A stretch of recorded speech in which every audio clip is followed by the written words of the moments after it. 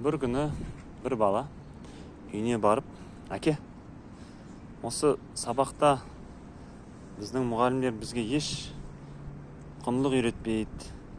Біздерді былай рухани, сыни тұрғыдан, эмоционалды тұрғыдан еш дамытпайды.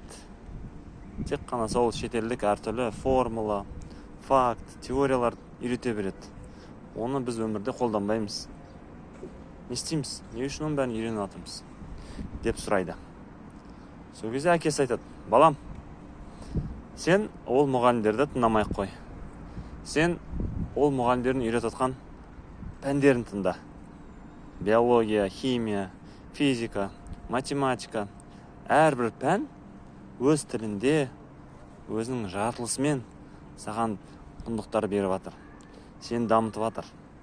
Сен рухани, сыни тұрғыдан дамытып жатыр. Сен оларды тыңда дейді. Құрметті ұстаздар, шын мәнінде біз кейбір кезде сабақтарымызды не үшін беріп жатқанымызды ұмытып кетеміз. Не үшін ұстаз болғанымызды ұмытып кетеміз. Негізгі біздің мақсатымыз балаларды мектептен кейінгі өмірге, шын өмірге шынымен дайындау емес па? Әлде формула, теория, осы біздің оқу бағдарламасын қандай тақырыпта тұрса, тек қана соны берем болды ма деп ойлаймыз ба? Соны ұмытып кетпейік. Негізі біздің мақсатымыз ұстаз болудың, балаларды бұл өмірге дайындау. Биология, химия, басқа да пәндер ол тек қана бір құрал. Сол құрал арқылы балаларды дамытуымыз керек. Ертең бүкіл біздің беріп жатқан теориялар, факт, формуланың бәрі ұмытылады. Ертең олар биолог, химик, физик, скорее всего, болмайды.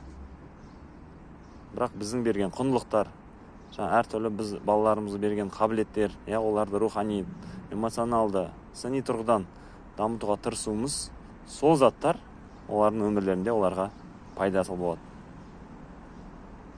Әрбір сабақта біз былай айтуымыз керек: ниет еттім бүгінгі сабақта осы тақырып арқылы балалар дамытуға, балаларды шын өмірге дайындауға.